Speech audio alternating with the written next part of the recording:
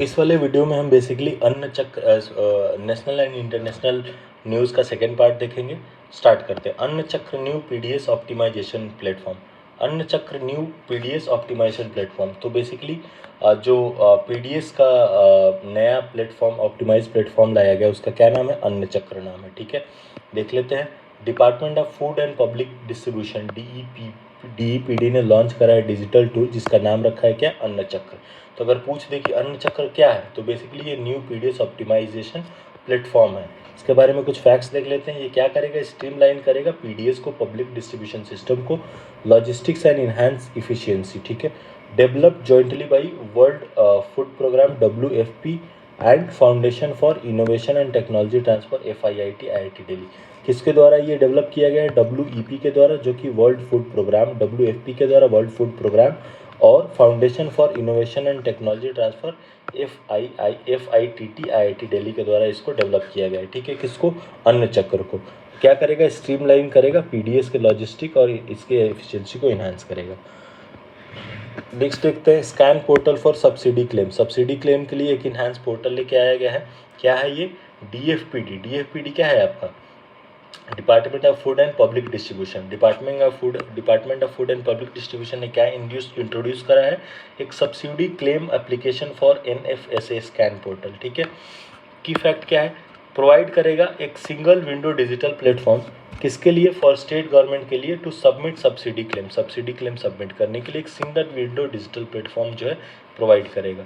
Enable करेगा ये direct scrutiny and approval by DEPD to improve transparency को improve करने के लिए एक स्क्रूटनी जो है डायरेक्ट स्क्रूटनी एंड अप्रूवल करेगा ये। ठीक है, इनेबल करेगा। नेक्स्ट देखते हैं जलवाहक स्कीम के बारे में। जलवाहक स्कीम है क्या? तो बेसिकली मिनिस्ट्री ऑफ पोर्ट ने रोल आउट करा है क्या? जलवाहक स्कीम को। किसके लिए? प्रमोट करने के लिए, वाटरवे बेस्ड कार्गो ट्रांसपोर्ट के लिए। ठीक है, तो अगर पूछे कि जलवाहक स्कीम क्या है, तो जलवाहक स्कीम एक बेसिकली मिनिस्ट्री ऑफ पोर्ट का इनिशिएटिव है। ठीक है, किसके लिए? प्रमोट करने के लिए वाटरवे बेस्ड कार्गो ट्रांसशिपमेंट को। ठीक है, याद रखना। की फैक्ट्स क्या है इसका? रिम्बर्समेंट होगा इसमें up to 35% of operational expenses for cargo movement through inland waterway. ठीक है, इसमें जो इनलैंड वाटरवे में कार्गो मूवमेंट होते हैं, उसमें 35% का जो ऑपरेशनल कॉस्ट आता है, उसका 35% जो है वो इंसेंटिव के रूप में रिम्बर्स होगा। कवरेज किसको किसको मिलेगा? तो basically major waterway such as national waterway 1 Ganga वाला जो है उसको कवरेज मिलेगा, नेशनल वाटरवे 2 जो ब्रह्मपुत्रा पे उसको, और नेशनल वाटरवे 16 बराक पे जो है उसको मिलेगा। एम्बेसडर कौन है इसका, जलवाहक स्कीम का? तो शूटर मनु भाकर को इसका ब्रांड फेस आइडेंटिफाई किया गया है। किसको? तो ये जलवाहक स्कीम का, जो कि मिनिस्ट्री ऑफ पोर्ट का एक इनिशिएटिव है जो कि प्रमोट करेगा वाटरवे बेस्ड कार्गो ट्रांसपोर्ट को। Next, Uber shikara service. Uber की शिकारा सर्विस के बारे में बात करते हैं। ऊबर ने लॉन्च किया है इसका पहला water transport service in India. ठीक है, ऊबर ने क्या करा है? अपना पहला वाटर ट्रांसपोर्ट सर्विस लॉन्च करा है इंडिया में, जिसका नाम रखा है ऊबर शिकारा। ठीक है, डल लेक श्रीनगर में इसने क्या करा है? लॉन्च करा है फर्स्ट वाटर ट्रांसपोर्ट सर्विस को इंडिया में, जिसका नाम रखा है ऊबर शिकारा। और कौन से वाटर बॉडी में? तो डल लेक श्रीनगर में ये लॉन्च करा है। Assam declare Dibrugarh as second capital. Assam ने डिब्रूगढ़ को अपना सेकेंड कैपिटल डिक्लेयर किया है। याद रखना कि असम का ऐसे तो राजधानी दिसपुर है, ठीक है, बट उसने डिब्रूगढ़ को अपना सेकेंड कैपिटल डिक्लेयर करा है। CM हेमंत बिस्वा शर्मा, CM वहाँ के असम के CM जो हैं हिमंत बिस्वा शर्मा ने अपना क्या अनाउंस करा है? डिब्रूगढ़ को असम का सेकंड कैपिटल डिक्लेयर करा है। की फैक्ट्स क्या है? इसका सिग्निफिकेंस क्या है? Dibrugarh already houses the Naharkatiya oil field. Naharkatiya oil field कहाँ पे है? ये है आपका डिब्रूगढ़ में। ठीक है, हिस्टोरिक नोट क्या है? First oil well of India was drilled in Digboi Assam. Historic fact ये है कि डिब्रूगढ़ के दिगबोई असम में फर्स्ट ऑयल वेल जो है वो खोदा गया था, और जो डिब्रूगढ़ है वो ऑलरेडी नहरकटिया ऑयल फील्ड का हाउस है। नेक्स्ट देखते हैं, हिंदुस्तान एरोनॉटिक लिमिटेड HAL ने महारत्ना जॉइंस महारत्ना क्लब। ठीक है, HAL जो है वो अभी महारत्ना बन चुका है। HAL recently upgraded to Maharatna category of CPSE 2025। ठीक है, पहले HAL जो था वो महारत्ना से नीचे था, रत्ना कंपनीज में आता था, अभी ये महारत्ना में शिफ्ट कर गया। कौन सा? HAL। पेरेंट मिनिस्ट्री कौन है इसकी? मिनिस्ट्री ऑफ डिफेंस है। हेडक्वार्टर कहाँ है इसका? बेंगलुरु कर्नाटका में। अभी इसके चेयरमैन कौन है? डॉक्टर के सुनील है। अर्लियर स्टेटस इसका क्या था? नवरत्ना था, अभी प्रमोट होकर महारत्ना बन गई है। ठीक है, टोटल महारत्ना एज ऑफ 2025 में कितनी हो गई है? 14 हो गई है, याद रखना। महारत्ना सीपीएसई जो 14 महारत्ना है वो कौन कौन सी है? 14 इंटरप्राइज है।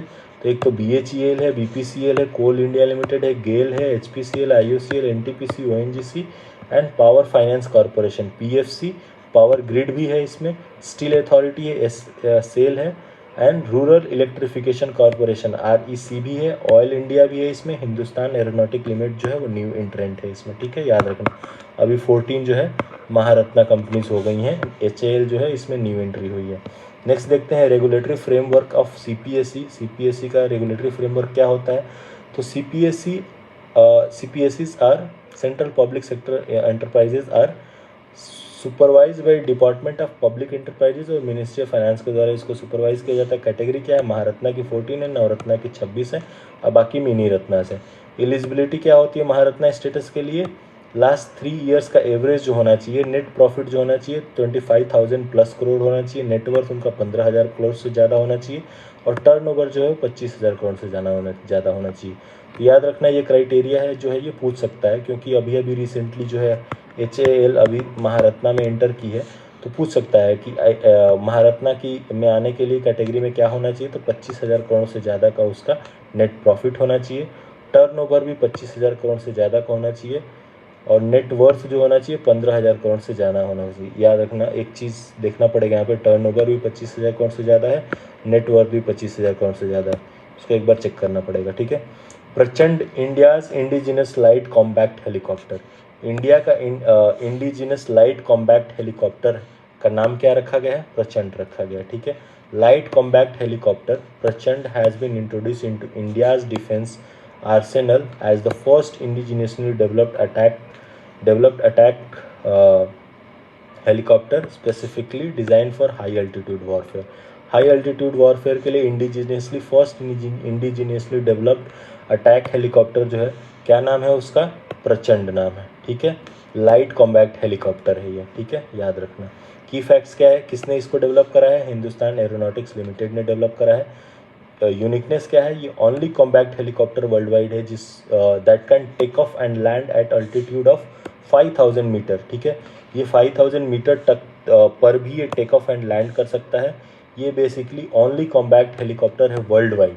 ठीक है, वर्ल्ड वाइड ये एकमात्र हेलीकॉप्टर है जो कि 5,000 मीटर या 16,400 स्क्वायर फीट 400 फीट के ऊंचाई पर भी टेक ऑफ कर सकता है और लैंड भी कर सकता है। स्ट्रैटेजिक यूज़ क्या है इसका? Designed for development in extreme terrain like Siachen glacier and eastern Ladakh. Basically extreme terrains में इसका यूज़ के लिए इसको डेवलप किया गया, जैसे सियाचिन और ईस्टर्न लद्दाख जो है। सिग्निफिकेंस क्या है इसका? Enhance India self reliance in defence manufacturing under Atmanirbhar Bharat. IIFT overseas campus, IIFT ने अपना दुबई में कैंपस खोला है। ठीक है, याद रखना। वैसे ही IIM अहमदाबाद ने भी खोला है और IIT मद्रास ने खोला है, IIT दिल्ली ने खोला है। याद रखना, ये तंजानिया में खोला है IIT मद्रास ने, दुबई में खोला है और अहमदाबाद कहाँ खोला है ये आप बताना। न्यूज़ वाई न्यूज़, IIFT ने दुबई में खोला है। IIFT ने first international campus Dubai UAE में खोला है। की फैक्ट क्या है इसका?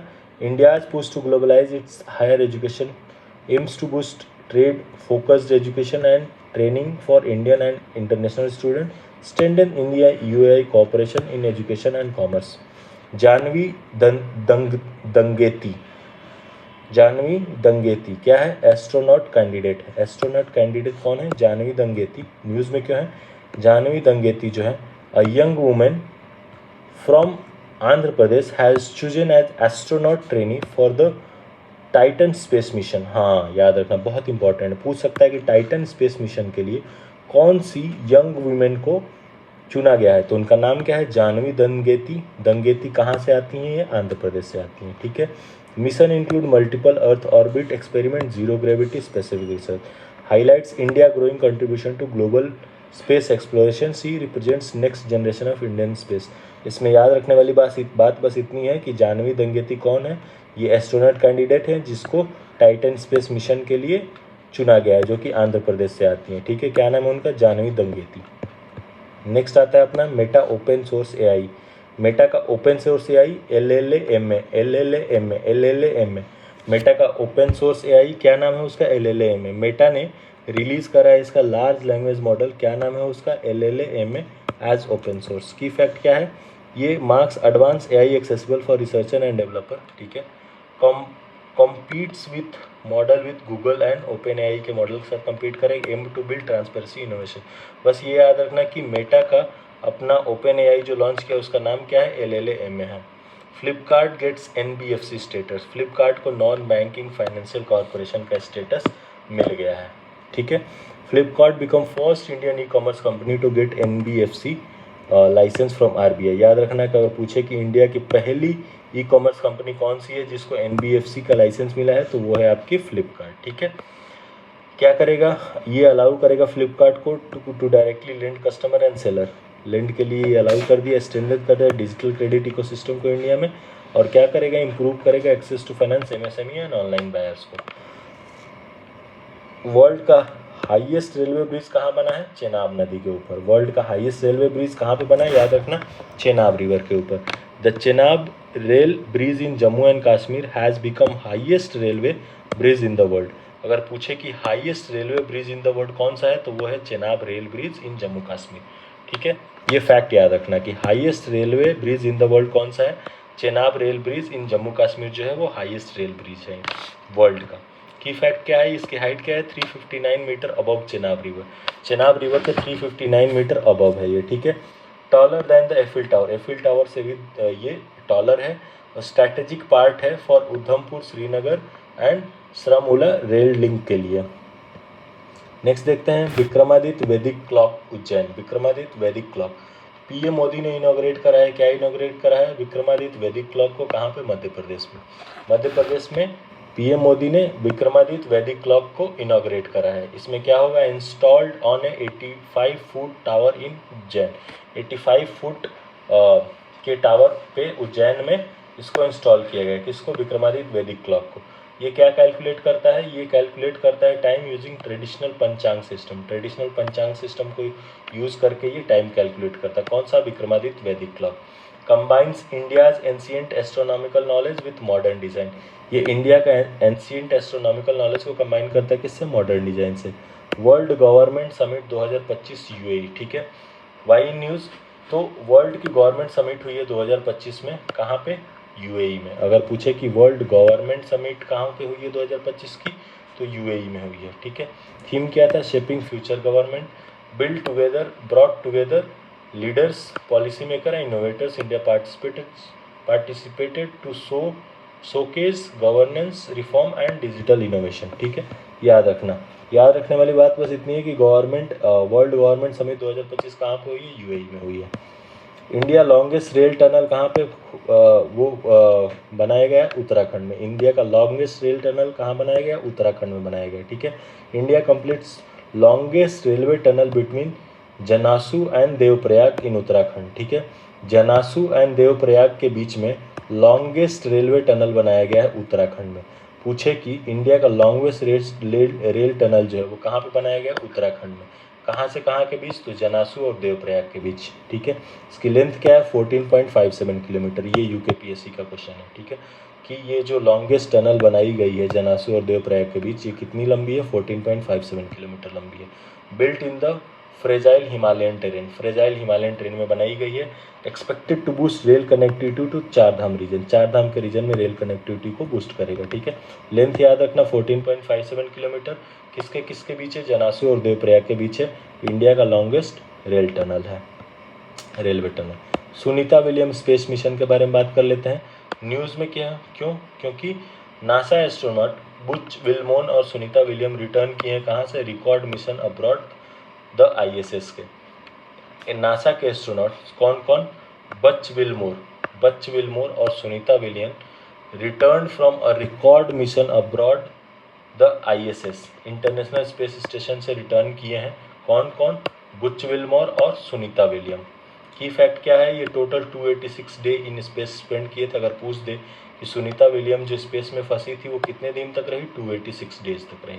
For longer than A plan, far longer than A plan. जितना प्लान था उससे बहुत लंबा रह चुकी।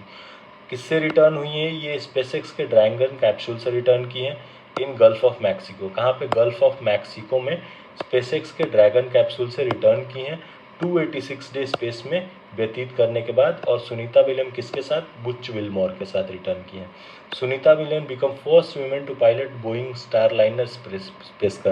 अगर पूछ दे कि इंडिया की फर्स्ट वीमेन कौन है जिन्होंने बोइंग की स्टारलाइनर स्पेसक्राफ्ट की पायलट रही, तो वो है अपनी सुनीता विलियम।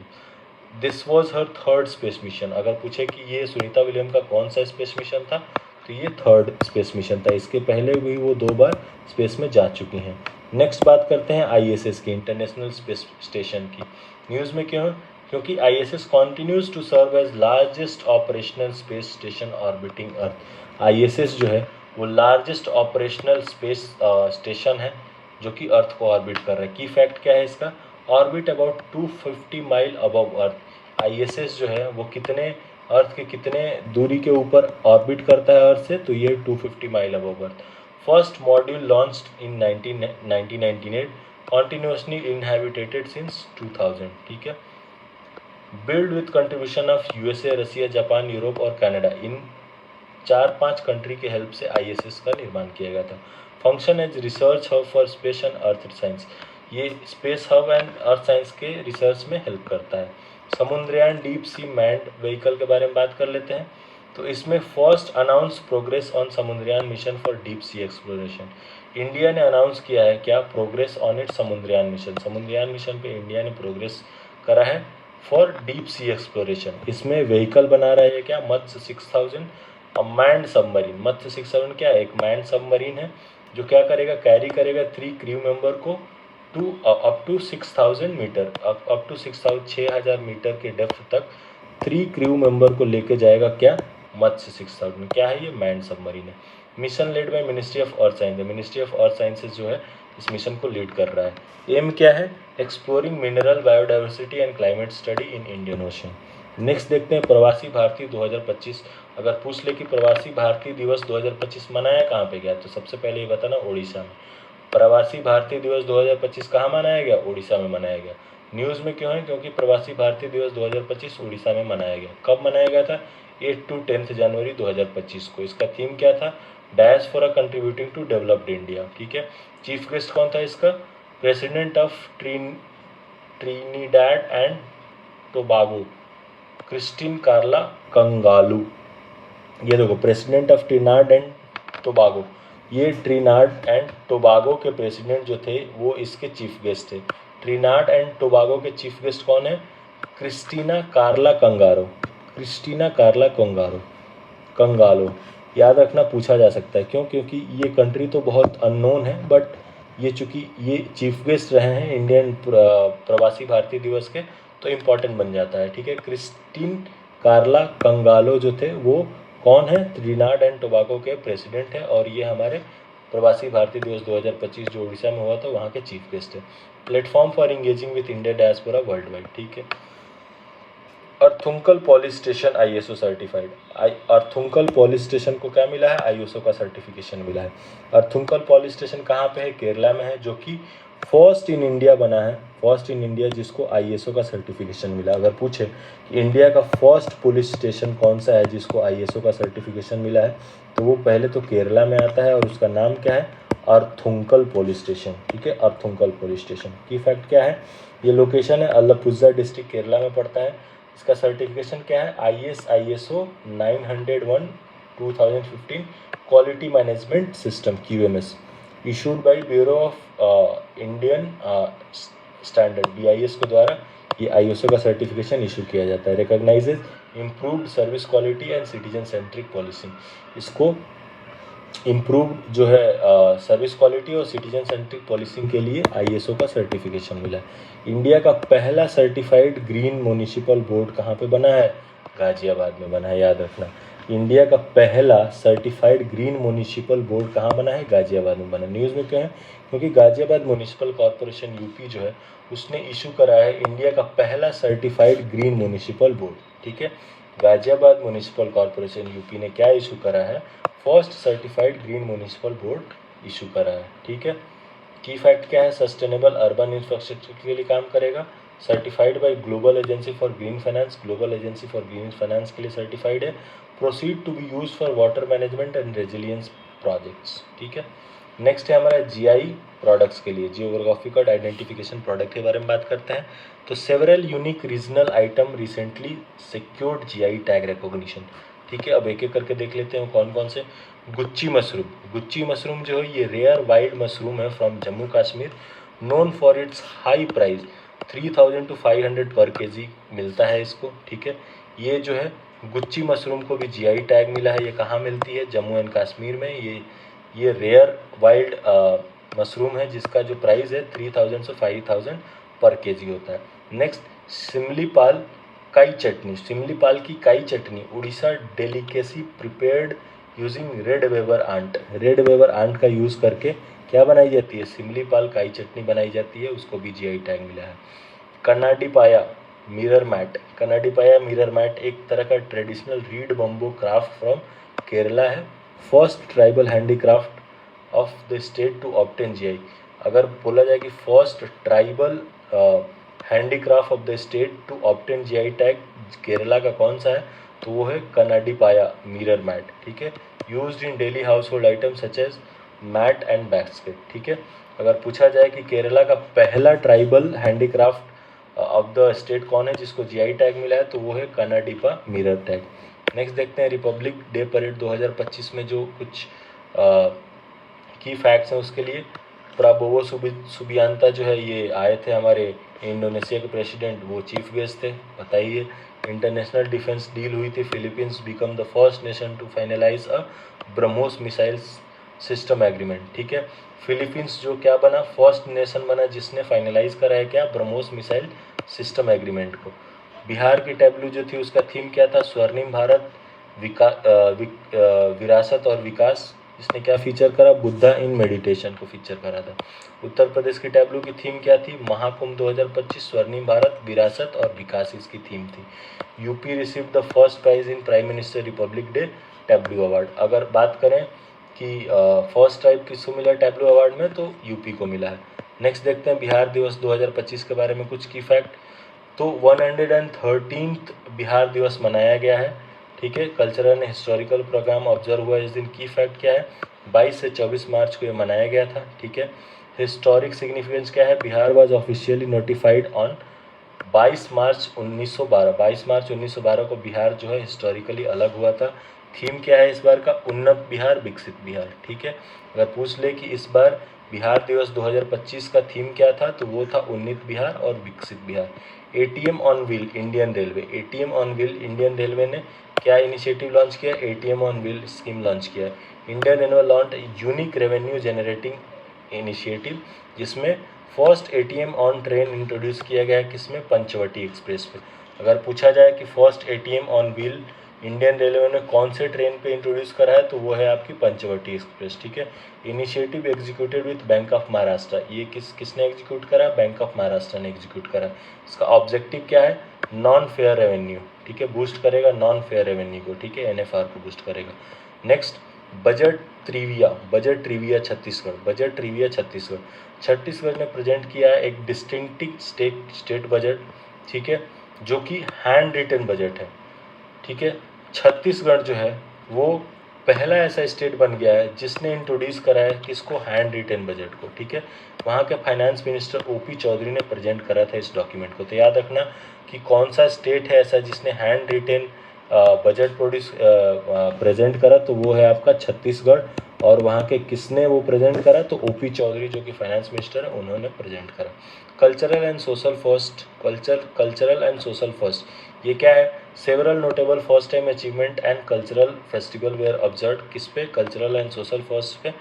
इसमें की फैक्ट्स क्या हैं? India's first wooden gurdwara build at Tarn Taran police line Punjab, ठीक है। कल्चरल एंड सोशल फर्स्ट में अगर बात करें तो इंडिया का पहला वुडन गुरुद्वारा कहाँ पे बना है? अगर पूछ ले कि इंडिया का पहला वुडन गुरुद्वारा बना है, वो कहाँ पे बना है? तारन तरन पुलिस लाइन पंजाब में बना है, ठीक है। Tegbir Singh 6 year old Punjab youngest to climb Mount Kilimanjaro, ठीक है। तेगबीर सिंह जो है ये यंगेस्ट मैन बने हैं माउंट किलिमंजारो को और चढ़ने वाले कितने साल की उम्र में? 6 ईयर ओल्ड में। कहाँ से आते हैं? पंजाब से। अगर बात करें Tegbir Singh, 6 year old, Punjab, youngest to climb Mount Kilimanjaro. क्या नाम है? तेगबीर सिंह। कहाँ से आते हैं? पंजाब से। कितनी साल में? 6 साल की उम्र में।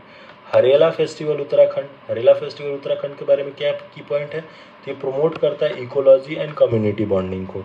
इकोलॉजी एंड कम्युनिटी बॉन्डिंग को क्या प्रमोट करता है? कौन प्रमोट करता है? हरेला फेस्टिवल उत्तराखंड का। ठीक है। नेक्स्ट आता है आपका लेवेंडर फेस्टिवल। कहाँ मनाया जाता है? जम्मू एंड कश्मीर में। सेलिब्रेशन ऑफ लेवेंडर जो है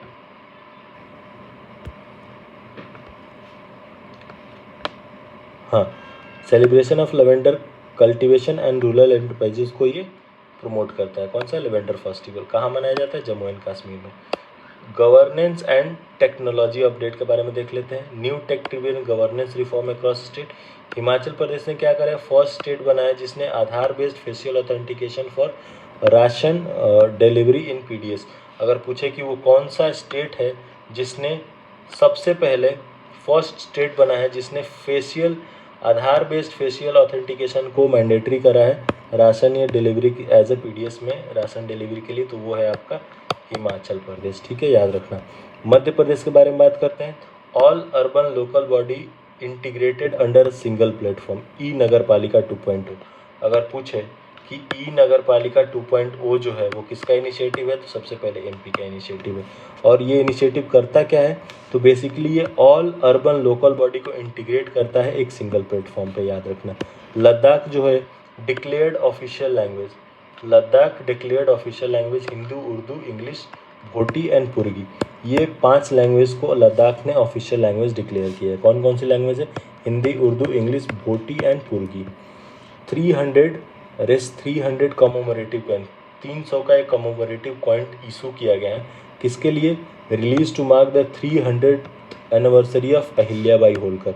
अहिल्याबाई होलकर की 300वीं एनिवर्सरी को सेलिब्रेट करने के लिए 300 का कमोमरेटिव कॉइन इशू किया गया है।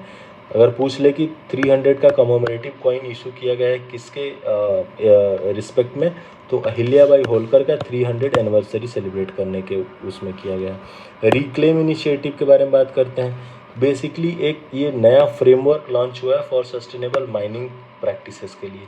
अगर पूछे कि रिक्लेम इनिशिएटिव किससे रिलेटेड है, तो ये सस्टेनेबल माइनिंग प्रैक्टिसेस से रिलेटेड है।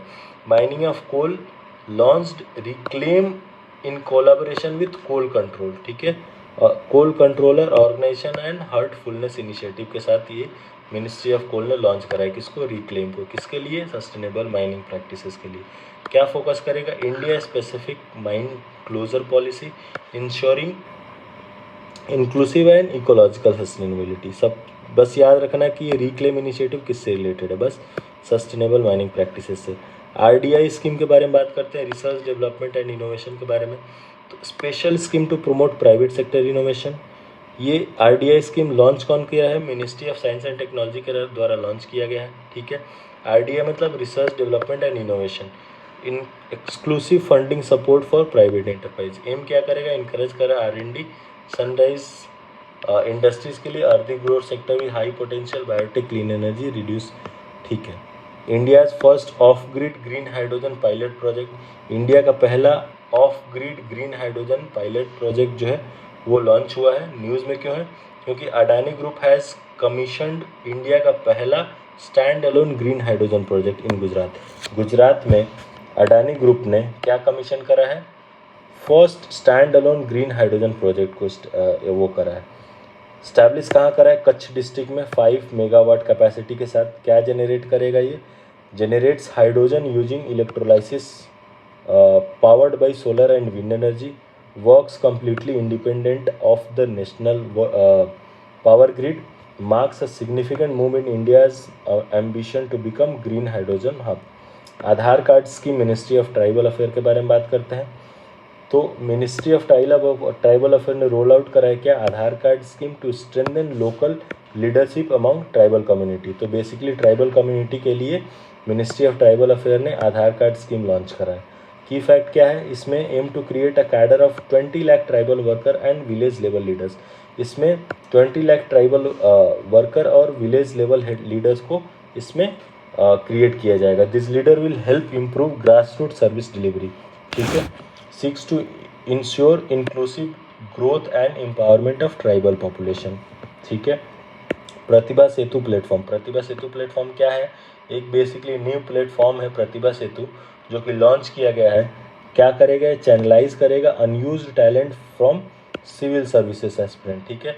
हाँ, सिविल सर्विसेज एस्पिरेंट जो थे, जिनका फाइनल लिस्ट में नाम नहीं आ पाया बट वो इंटरव्यू तक पहुँचे थे, उनके टैलेंट को यूटिलाइज करने के लिए क्या किया गया? प्रतिभा सेतु प्लेटफॉर्म लॉन्च किया गया, ध्यान में रखना। Verified online databases for eligible candidate includes aspirant who cleared all stages of UPSC exam but missed final selection.